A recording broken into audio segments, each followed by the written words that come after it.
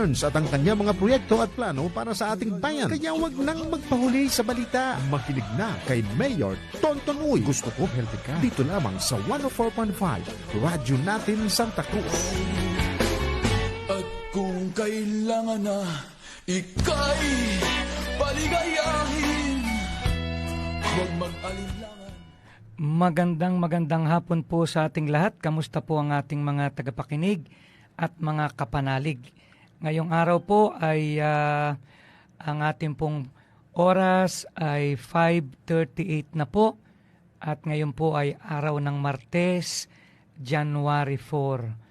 So, ayun. So, ngayon po, marami po tayong nagbabagang balita or impormasyon na dapat pong malaman ng ating mga kababayan.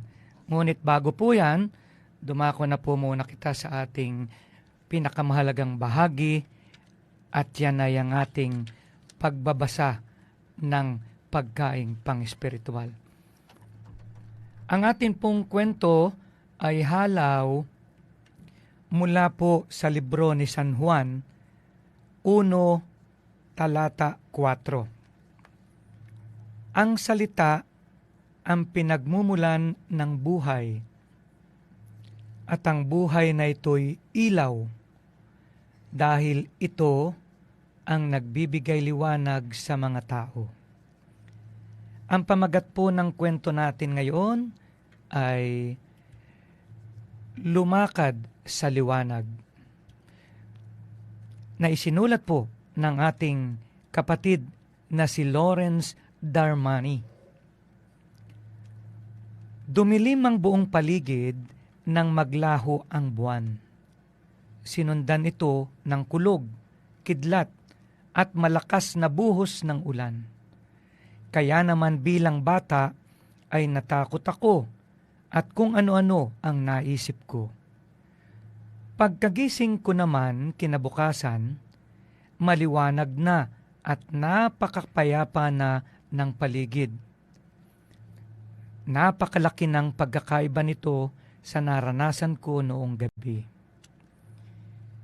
May ganito ring karanasan ang mga Israelita noon sa bundok ng Sinai na inalala ng sumulat ng aklat ng Hebreo.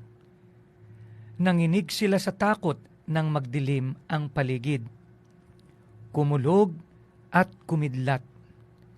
Nakakakilabot para sa kanila ang presensya ng Diyos dahil alam nila na bilang mga makasalanan, hindi nila kayang abutin ang kanyang pamantayan. Ang kanilang kasalanan ang nagdala sa kanila para mabuhay sa kadiliman at takot. Ngunit ang Diyos ay liwanag at sa Kanya'y walang anumang kadiliman. Sa Hebreo 12, kinakatawan ng bundok ng Sinai ang kabanalan ng Diyos at ang dati nating makasalanang pamumuhay. Ang bundok ng Zion naman ang kumakatawan sa awa ng Diyos at ang panibagong buhay kay Kristo, ang tagapamagitan natin sa Diyos sa bagong kasunduan. Ang sino mang sasampalataya kay Jesus ay hindi na mamumuhay sa kadiliman, kundi magkakaroon ng ilaw na nagbibigay buhay. Sa tulong ni Jesus, tuluyan na nating itakwil ang madilim nating pamumuhay at lumakad sa kanyang liwanag. Mga kapatid, ito po ang mabuting balita at pagnilay-nilay natin ng banal na ebanghelyo. Salamat sa Diyos. Ayan, so mga kapatid, mga kapanalig, tayo po ay nakarinig na naman ng bagong pangaral o bagong paalala at bagong aral para sa atin mula sa ating Panginoon Diyos. Alalahanin po natin mga kababayan, ang mga tao po ay pangkaraniwan natatakot kapag ikaw ay may nagawang kasalanan. Napakadalang po ng taong hindi takot gumawa ng kasalanan sapagkat meron tayong tinatawag na konsensya. Alam po natin na kung kita ay maraming, kagaya po ng binanggit kanina sa ating binasa, nung panahon po ng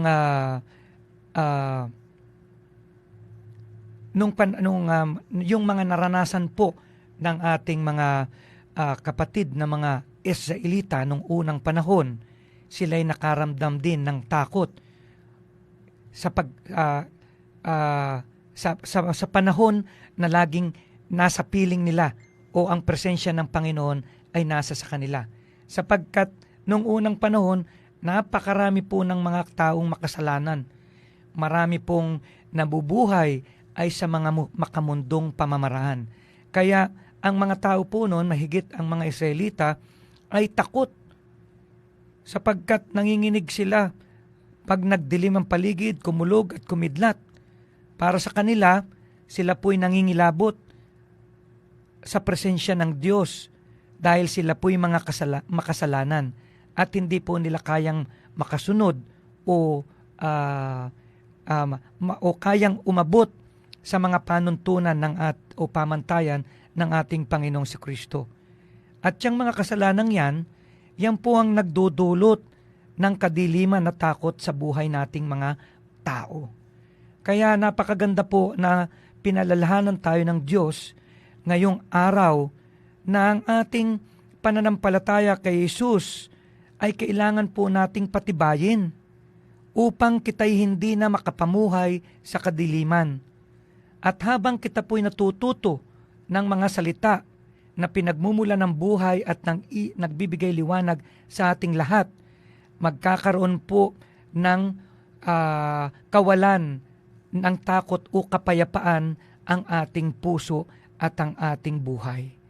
Alalahanin po natin, sa tulong lamang ng ating Panginoong Hesus, tuluyan na nating mawawala sa buhay natin ang kadiliman. Siya lamang ang makapagbibigay sa atin ng liwanag sa ating paa, ilaw sa ating paa at liwanag sa ating daraanan. Yan po yung inasabing, Lord, you are the lamp on my feet, and the light on my path. So yan po mga kababayan yung isa sa mga verses natin sa Biblia na nagpapatungkol na ang salita ng Diyos ang makapagbibigay sa atin ng kaliwanagan. Totoo po yun sapagkat ang katotohanan na nakukuha natin sa Biblia ang siyang magpapalaya sa atin mula sa kadiliman. Kaya mga kapatid, atin pong laging aalalahanin na ang Panginoon ay mayroong walang hanggang pagpapatawad sa ating mga kasalanan. At huwag po tayong manghihinayang sa mga oras kapag ating binibigyan ng panahon ang ating Panginoong Diyos sapagkat ang simula po ng pagkakilanlan natin at takot sa Diyos, yan po ang simula ng pagkakaroon natin ng tamang karunungan o wisdom. Pag ito po yung natawag, fear of the Lord is the start of wisdom. So, kita pong mga tao, mga kababayan, ay mabibigyan ng tanglaw, gabay sa pamamagitan po natin ng pagbabasa ng Biblia, sa pakikinig po ng mga pangaral o sermon at sa ating pong panalangin sa ating Panginoong Diyos. Alalahanin po natin na bilang mananampalataya ng ating Panginoong Jesucristo, kayang-kaya po niyang baguhin ang ating buhay at palayain tayo sa kadiliman. So tayo po'y manalangin sa ngalan ng Ama ng Espiritu Santo. Amen. Diyos naming Ama na makapangyarihan at dakila, kami po ay nagdudulot sa inyo ng kataas-taasang kapurihan para sa iyong banal na pangalan, sa iyo pong kapangyarihan, kaharian. At kami po humihingi, Panginoon, ng tawad sa aming mga nagagawang pagkakasala at sa aming nakakaligtawang gawain sapagkat kami po ay puno ng kahinaan. Sa mga nagkakasala sa amin, Panginoon, kung mayroon man, patawarin niyo rin po sila. Lord, maraming salamat po ulit sa patuloy po ninyong pagbibigay ng biyaya sa amin sa araw-araw.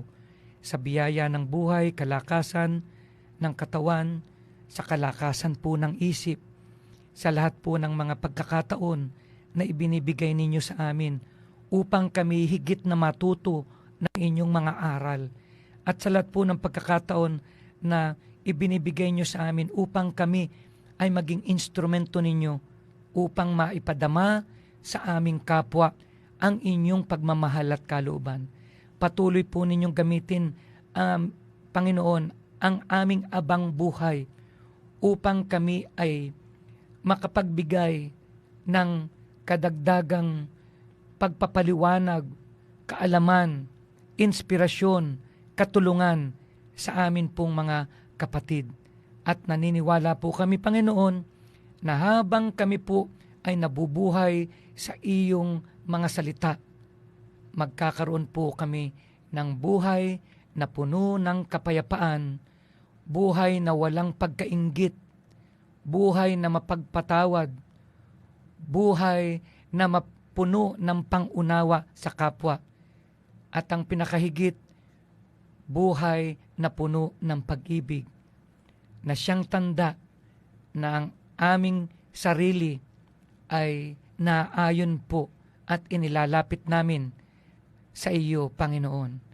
At sa lahat po, Panginoon, ng mga kapatid namin na may karamdaman, lalo na po yung may COVID, kasama na rin po yung aking second cousin na si Inda David na nagkaroon po ng mild symptoms at nagpositive po sa COVID test. At ang mga iba pa po na nagpositive ngayon dito sa bayan ng Santa Cruz, amin pong ipinagkakatiwala sa inyo, Panginoon, sa iyong mga kamay ang aking mga kababayan na ito.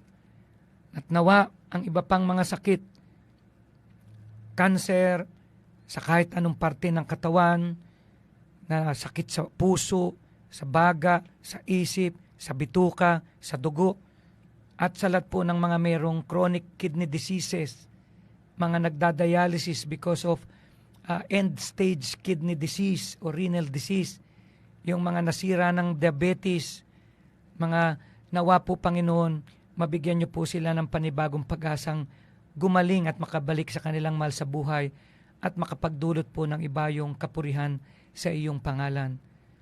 At sa lahat po ng Panginoon, sa inyo po, Panginoon, sa mga nakikinig po ng ating programang Gusto Ko Healthy Ka, pagpalain niyo po sila, Panginoon, ng ibayo pang kalakasan at kalusugan, mailayo po sa lahat ng kapahamakan, sakit at disgrasya. At sila po, Panginoon, ay mabless din ninyo ng lakas ng loob na makapagbahagi ng salita ng Diyos sa kanilang mga kasambahay, kamag-anak, kapitbahay at mga kaibigan. At nawa kami pong lahat ay magkaroon ng sariling ministeryo upang maging katulong po ninyo sa pagpapalaganap ng banal na salita. At Panginoon, sa lahat ng mga kamag-anak po namin, ng mga kapatid na yumao, na nauna sa amin, nawa sila, Panginoon, ay maiakyat nyo din sa langit at mapatawad sa kanilang pagkakasala. At sa mga naiwan, mapalitan po na nawa ang kanilang pagdadalamhati ng panibagong pag-asa at kapayapaan sa kanilang puso. At ang lahat ng ito ay aming samot dalangin sa matamis sa pangalan ng iyong anak na si Jesus, na siyang maghahari ngayon at magpakailanman. Amen. Sa ngalan ng Manang ng Espiritu Santo. Amen. Ayan. So mga kapatid, ngayon pong araw ay nagkaroon na naman po ng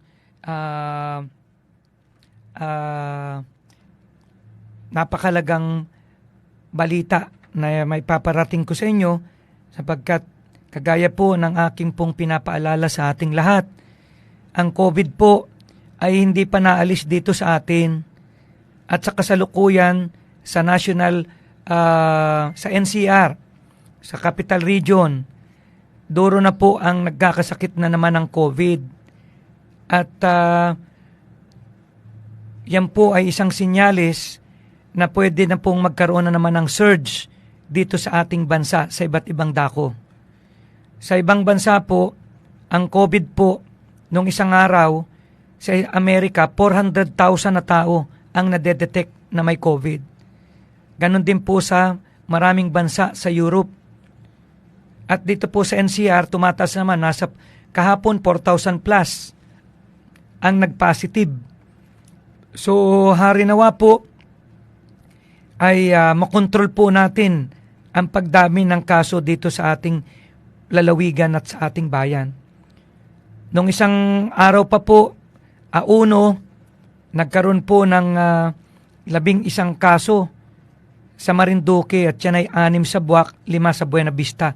By PCR na po yan. Bukod pa po yung mga antigen positive lamang. At ikanalulungkot ko po na ibalita sa inyo na as of 3 p.m. today, alas 3, bagamat wala pa po kitang active PCR confirmed case sa ating bayan, ay meron pong 10 tao na nagpositive sa antigen. 2 po sa Maharlika, 3 sa Matalaba, 4 sa Bagong Silang, at 1 po sa Banahaw. Ito po yung antigen positive. Ang ibig sabihin, ito po ay 90% na positive na rin pag nag-PCR. Okay po? So, we consider it as COVID case already until proven otherwise. At gusto ko rin pong ipaalam sa inyo na meron po kitang 11 probable cases pa. Pero ito po, yung iba na may nag-overlap sa antigen positive. Ha? Kasi po, dito sa probable case, meron po kitang nauna na, ito pong sinabi kong 10 ay ito po yung ngayon palang araw na detect. Okay? And then, nung isang araw pa po kita, merong taga-Lapu-Lapu na 3 years old sa ospital na positive din sa antigen. So, 11 po ito. At 2 po ang ating pong inaabangan pa na suspect. Ito po ay isa sa Kasili at isa sa Matalaba. Ang mga edad po nito, mga kababayan na ito, isang 3 years old sa hospital. Yung sa Marlica po, 91 years old. Ngayon po na-admit sa Provincial Hospital. Yung isa pa sa Marlica, 17. Yung isa sa Matalaba, 26, 56 at 70. Yung sa Bagong Silang, 50 years old, 13 years old, 11 years old, at 51 years old. At yung sa Banahaw po, 42 years old. Yung po namang suspect natin, Kasili, 61 years old female. At yung Matalaba, 36 years old female. So, kita po ay yung iba pong nag-positive na yan, swab pa po yan ulit. At 3 pa lang ang nasa swab na inaantay natin. Gusto ko lamang pong paalalahanan ang ating lahat ng mga kababayan na kita po ay dapat ay mag-ingat. Natapos na naman po na kita ay nagkaroon ng kaluwagan nitong Pasko at Bagong Taon. So, ang ine-expect ko po talaga, magsusulputan ito ngayong January, itong first 2 weeks. At nananawagan po ako sa lahat ng mga punong barangay na maging alerto at aktibo po ang ating mga BHERTS. At yung atin pong barangay COVID Task Force ay inyo pong i-activate na ulit. At ako po'y nananawagan sa lahat ng ating mga kababayan. Kayo po ay pag merong nararamdaman na inasipon, inaubo, inalagnat, nasakit ang ulo, naga-LBM, o kaya po'y nangihina, huwag po kayong matakot na magpa-check up o mag-report sa ating barangay health worker. Kasi po pwede naman kayong ma-check up lamang sa pamamagitan ng telepono. Kanina po, nag-usap kami ni Dr. Honest ay dahil nag-expire na po yung mga DILG hired contact tracers, kita po ay mag-hire ulit ng contact tracer temporarily habang wala pa po uli ang DILG na pondo para po tuloy-tuloy ang pag-monitor na natin dahil nag-aalala po ako baka sa darating na mga araw ay marami pa pong lumitaw na antigen test positive at ang akin pong ikinakatakot at inapanalangin, sana walang Omicron case o virus na naka-infect dito sa ating mga antigen positive. Kaya mga kababayan, ako po'y nakikiusap. Kapag kayo po, huwag nyo pong babaliwalain ang pangkaraniwan na ubo at sipon. Isipin po natin na baka ito'y maaring COVID na. At upang hindi na po ninyo mahawahan ang inyong mahal sa buhay, kayo po'y mag-isolate na at kumonsulta na kahit sa telepono pa lamang.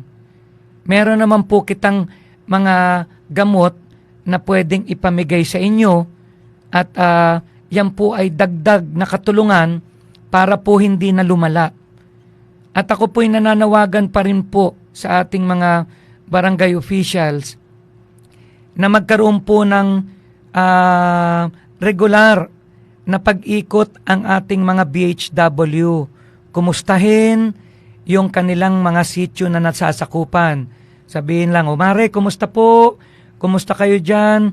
Wala po bang merong mga simptomas na ganiri para mabigyan na po kayo agad ng agarang gamot? So, pwede na po kayong mag-monitor. Kita po ay active case finding ang gawin. Huwag po kitang mag-antay na kung kailangan lang sila mag-report, dun lamang natin malalaman. Pwedeng kita po ay magsagawa na ng aksyon para hindi na po kumalat yan. Alam nyo naman, meron pa ilan-ilang kitang mga kababayan, inasipon na, galing Maynila, umuwi pa po dito. Ay isipin nyo po yung nakalubilo nun sa barko, sa sasakyan. Kakalungkot po. Alam nyo mga kababayan, basta ngayon ay sipon at ubo, ay ingatan po natin na kita'y magpauli-uli. Kita po ay mag-ingat para sa ating mga, maigi po kung kayo ay lahat ay mga bata pa. Paano po kung ang mahawa ninyo'y mga magulang ninyo na senior citizen na may comorbidity? Diba, kakalungkot yun kung kita pa ang magiging dahilan ng kanilang pagkakasakit na baka madisgrasya pa. So, mga minamahal kong kababayan, ako po ay nakikiusap na.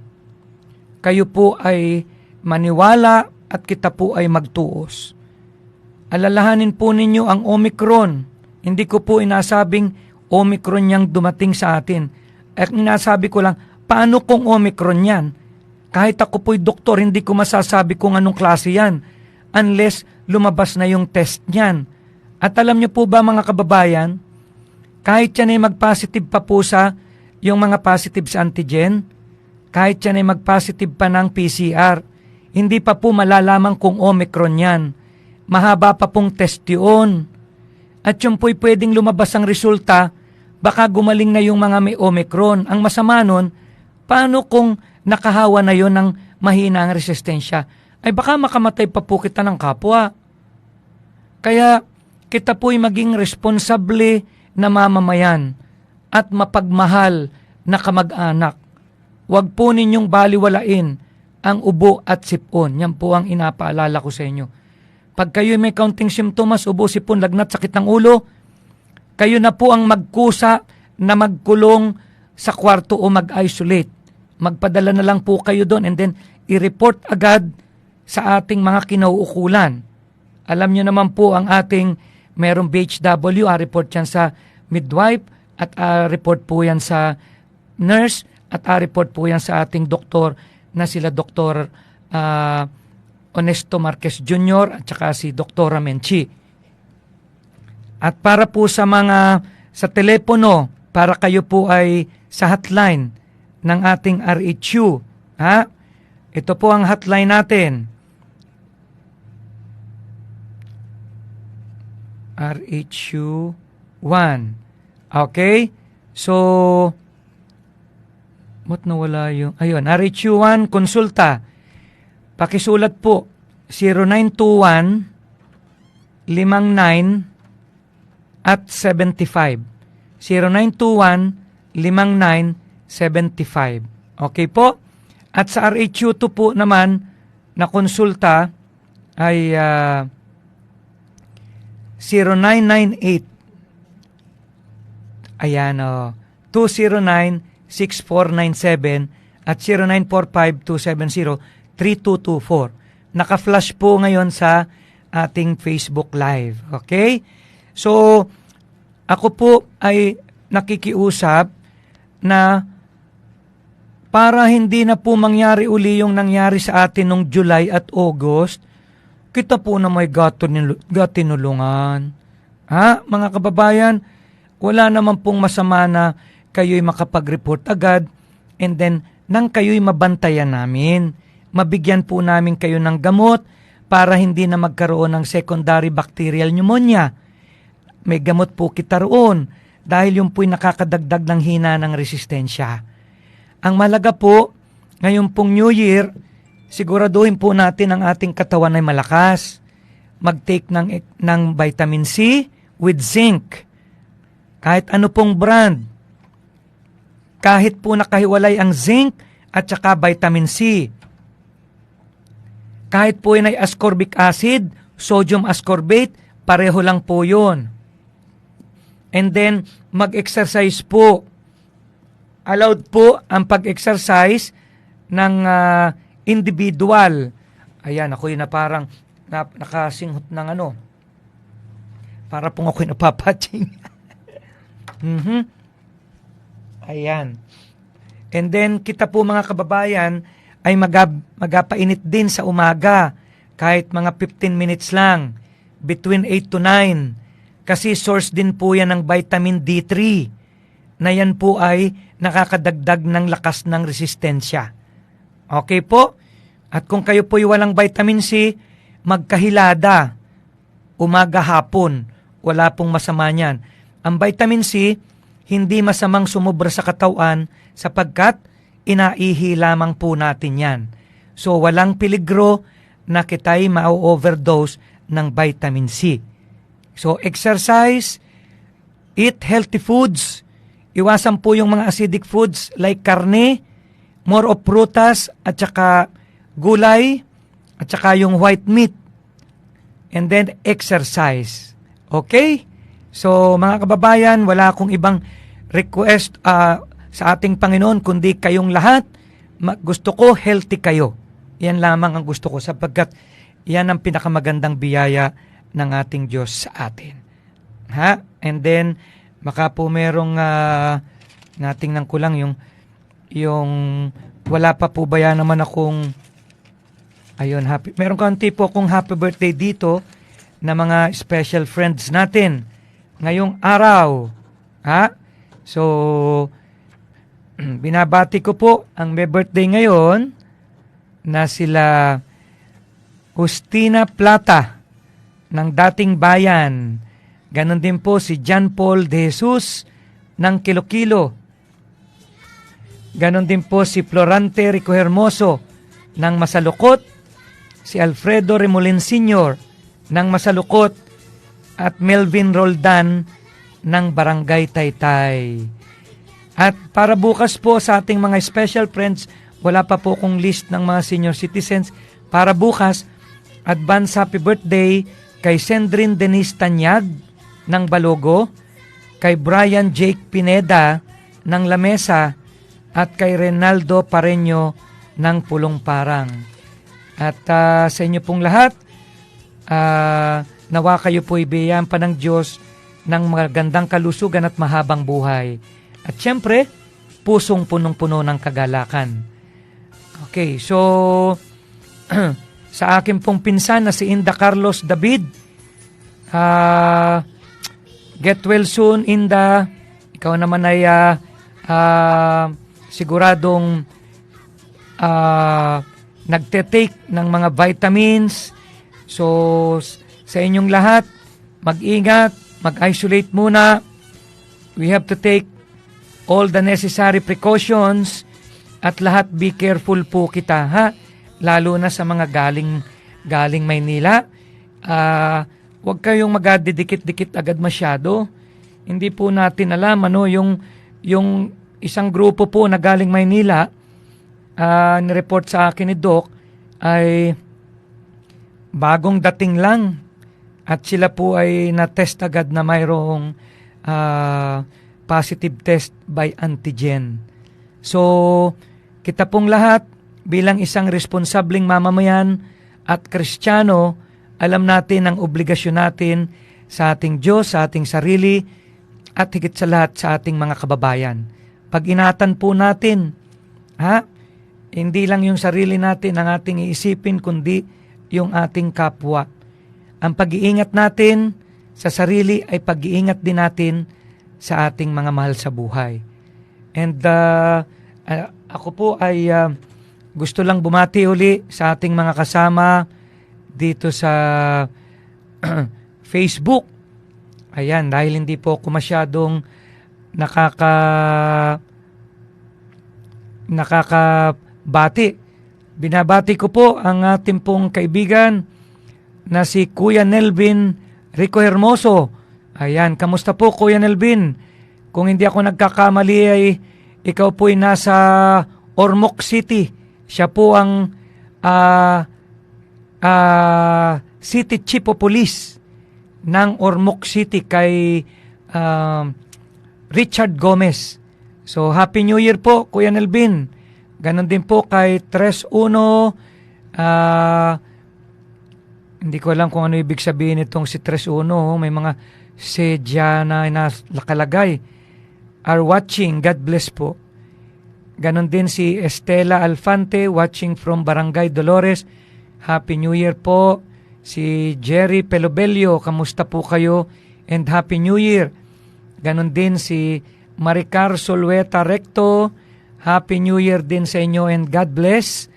And kay Rosie Ribadiniera Panuelos, tama po yan, yung karamihan ay kampante na at di na nag-face mask sa labas at loob ng bahay. Panay ang kasayahan, tagayang kantahan. Di talaga inaisip ang mga kasama sa loob ng bahay. Opo, kailangan po kita magkaroon po ng isipin natin yung ating kapwa. Ano po? So, thank you po Ate Rosie. And andyan din po si Tolit Sico Hermoso. Happy New Year po Mayor. Watching from Barangay Dating Bayan. So, kamusta po kayo dyan?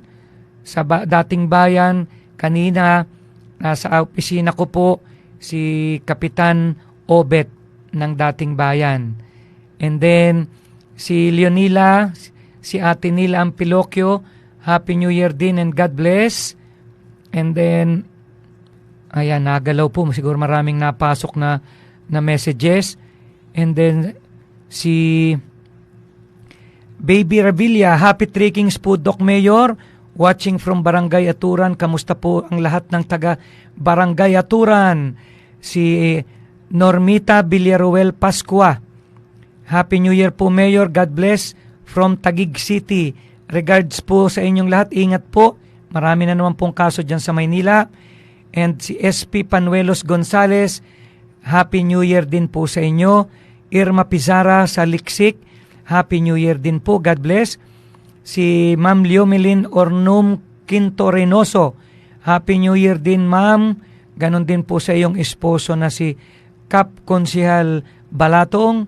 Ganon din po si kay Renato Palsiso, kay Ato. Pugay po, Mayor, ingat po tayong lahat. Pugay din sa iyo, brother. Ito po ay parang bro na ang tawagan namin sapagkat magkakatulong po kami sa pag-training ng mga barangay tanod sa buong Santa Cruz. Ay ikaw, Ato, ay inahanap ko, bakit hindi ka naging officer ng samahan ng mga nga pala, ito yung mga sa mga presidente lang ng ng bawat barangay tanod sa barangay. Okay, so thank you paring Renato. Ganon din po kay Anthony Ramirez. Happy New Year po, Mayor. Doc, watching po sa iyo habang nalaot po ang ating iring barko. Star Wars po and God bless. Ganon ba? Sige. Anthony, ingat kayo sa biyahe. Naway patnubayan kayo ng Diyos at makarating kayo ng matiwasay sa inyong bahay at destinasyon. God bless sa inyong lahat na mga nagabiyahe. And of course, mga kababayan, kailan ba yun? 6? Ngayon pong sa is ay meron po akong imimit na mga farmers na mabibigyan po natin ng kaunting ayuda mula po sa ating national government. At ito po'y bilang support sa mga naapektuhan na mga magsasaka. Alright? And bukas po, 5, okay, nalimutan ko na.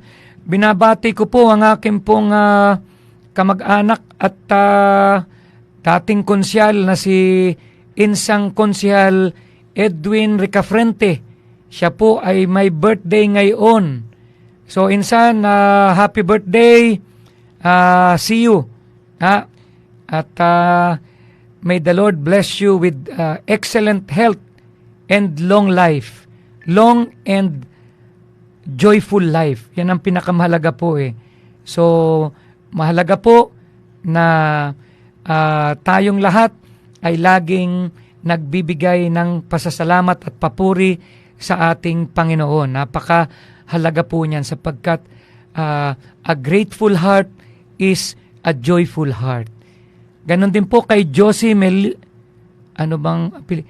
Josie Maclis Josie Masilisa. So, ang sabi po niya, Happy New Year and advance Happy Three Kings.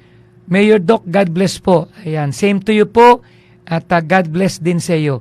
Si Girly Odana, Happy New Year po, Mayor. Pabati po ng happy birthday kay Ate Lerma Mateo ng Barangay Banahaw. Okay. So, birthday po pala ni Ate Lerma Mateo ng Barangay Banahaw. Happy birthday po. And from Lani Del Mundo Fidelino, good evening po, Mayor. Keep safe po. God bless. Same to you. Ingat po lagi. Anthony Ramirez, Doc. Si Anthony pala ito na nag-drive ng kuwan. Limutan ko. Ng door-to-door. Baka may apadaanan ka po sa Irod. Pabalik din po ako mamayang madaling araw. Ayan, kailan ang blood donation? Ayan, ngayong buwan magkaka-blood donation tayo. Ngayong January, ha? Huwag kang mag-alala, Anthony. Si Anthony po ay isa po sa regular donor natin yan. At ang dugo niya ay, kung hindi ako nagkakamali, type AB ata ito eh. Ha? Ayan, si Nilap Ampilokyo, pabati po kay paring Doc Tito. Happy birthday. Ayan, so happy birthday po kay Doc Tito. Okay, si Doc Tito, Arihano po ba ang may birthday? Siya lang naman ang kilala kong Doc Tito. So happy birthday po, Doc Tito. God bless po sa iyo and good luck. Ganon din po kay Sir Jomer De La Rosa D, watching from Mandaue City, Cebu.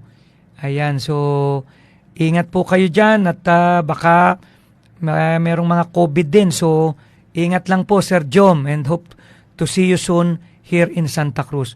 So wala na po tayong oras, mga kababayan. Pinapaalalahanan ko po ulit ang lahat ng kapitan ng paghihigpit. Ha? Yung mga nagpa-basketball po, ay nako, itigil nyo na po muna yan sapagkat hindi nyo po ako masisisi pag nagkaroon ng surge sa inyong barangay. Wala pong masisisi dyan kung hindi ang mga barangay officials pag naging maluwag ay wag po kayong mag-alala. Buhay po nila ang ating inaalagaan. Hindi po sila magagalit dyan.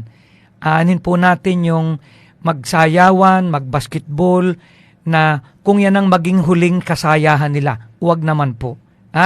Iba na rin po yung nag-iingat. Ngayon po ay naglalabasan na ang mga kaso, wala pang simptomas yung iba. Mag-ingat po, huwag na munang maglalabas kung hindi rin lang makaimportante. So maraming salamat po sa inyong pagsama sa ating programa at pansamantala pong magpapaalam ang inyong lingkod, Dr. Uy, sa programang Gusto Ko, Healthy Ka. God bless everyone. I love you, every all. Thank you po. Bye-bye.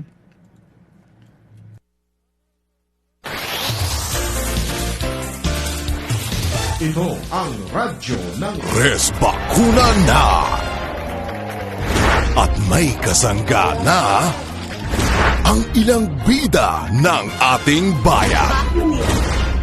And I feel good. It's a big boost for us. I feel relieved. Tagal nating inantay to, so why hesitate now? I feel very happy that we can finally start to put an end to this pandemic. Res Bakuna, kasangga ng bida. Sama-sama tayo sa Bida Vaccination. Lolo, Lola, 1 taon na tayong nahiwalay dahil sa quarantine. Miss na po namin kayo.